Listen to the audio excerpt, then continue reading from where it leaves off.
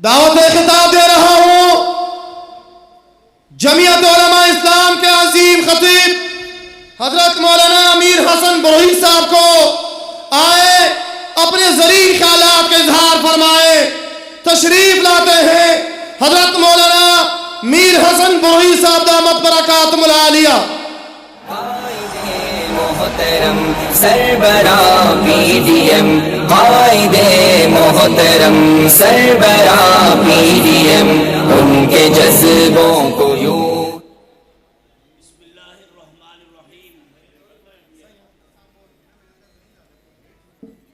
बिस्मिल्लाहिर्रहमानिर्रहीम अल्हम्दुलिल्लाहि रब्बिल आलमीन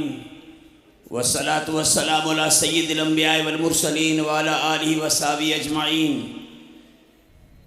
बिस्मिल्लाहिर्रहमानिर्रहीम ला तक़ूलू लिमन युक़तलु फ़ी सबीलिल्लाहि अमवात व क़ाल नबिय्यु सल्लल्लाहु अलैहि व आलिहि वसल्लम लवदित्तु अन उक़्तल फ़ी सबीलिल्लाहि सुम्मा उहया सुम्मा उक़्तलु सुम्मा उहया सुम्मा उक़्तलु सुम्मा उहया सुम्मा उक़्तल औ कमा क़ाल नबिय्यु सल्लल्लाहु अलैहि व आलिहि वसल्लम। अज़ीज़ान मिल्लत,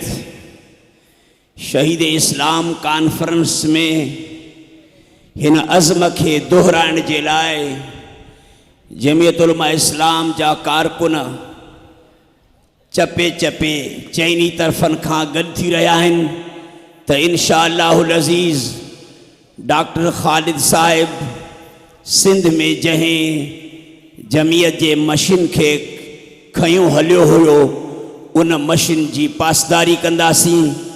उन मशीन के ज़िंदा रखंदासीं ऐं उन मशीन ते पंहिंजी ज़िंदगी पूरी कंदासीं। ईअं ई पंहिंजे जान ऐं माल के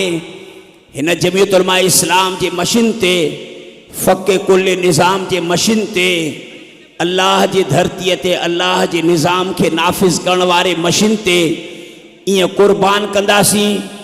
जीअं डॉक्टर मरहूम पंहिंजे जान ऐं माल के क़ुर्बान कयो। असीं सभु इन्हीअ ई अज़म सां, इन्हीअ ई इरादे सां, इन ई क़सद सां जमीयत उलमा इस्लाम जे झंडे जे हेठां गॾु थी करे इन तहरीक खे हलाइण जे लाइ गॾु थिया आहियूं। मुंहिंजा अज़ीज़ान मिलत, दुश्मनाने जमीयत, दुश्मनाने डॉक्टर ख़ालिद महमूद ईअं न सम्झनि त डॉक्टर साहिब के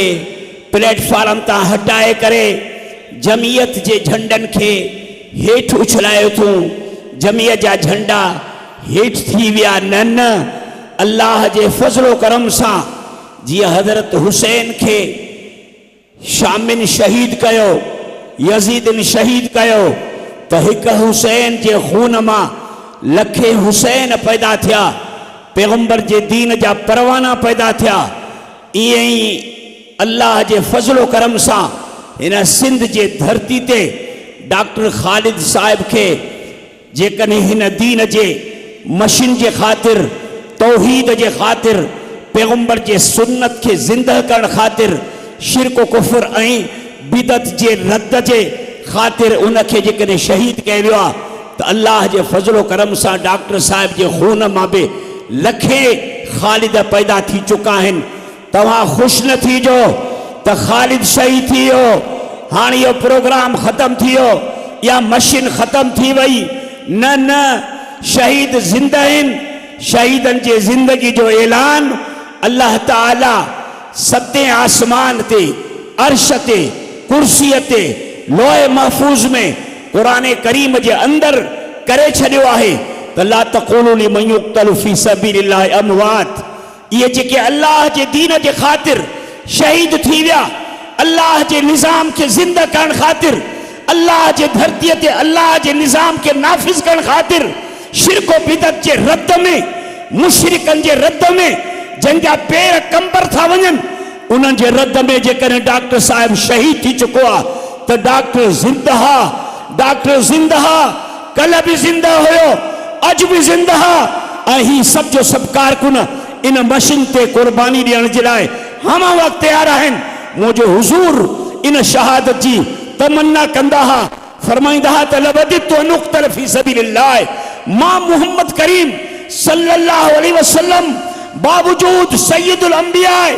सैयदुल अव्वलीन वल आखिरीन सैयदुल रसूल हुजण जे बावजूद सैयदुल कौनैन जे हुजण जे बावजूद मासूम हुजण जे बावजूद पूरी कायनात जे सरदार हुजण जे बावजूद मां हिन ॻाल्हि जी तमन्ना थो कयां त जेकर मां अल्लाह जे रस्ते में शहीद कयो वञा मां पोइ ज़िंदह कयो वञा मां वरी शहीद कयो वञा मां वरी ज़िंदह कयो वञा मां वरी शहीद कयो वञा मां त ही शहादत तमाम आला में आला मकाम मर्तबो जंहिंजे हासिल कंदड़ खे अल्लाह ज़िंदा थो चवे शहीद खे एतरी तकलीफ़ भी दुश्मन जे धक वारे वक्त ते नाहे थींदी जेतरी जो किवलीअ जे चक सां तकलीफ़ थींदी आहे शहीद खे अञा साह हुन जो परवाज़ न थींदो आहे जो हुज़ूर पाक सल्लल्लाहु अलैहि वसल्लम था फरमाइनि त उनखे अल्लाह ताला जन्नत जो मंज़र ॾेखारे करे पोइ उन जे रूह खे परवाज़ कराईंदो आहे त मुंहिंजा अज़ीज़ान मिलत असीं सभु जो सभु कफन पंहिंजे जिस्म सां ॿधी करे वाइदो करे हिननि मैदान ते निकिरी आया हूं त ख़ालिद जे मशीन खे ज़िंदा करण ताईं असां हर क़िस्म जे कुर्बानी जे ॾियण जे लाइ तयार आहियूं व आखिर दावाना अनिल हम्दुलिल्लाहि रब्बिल आलमीन। अस्सलामु अलैकुम।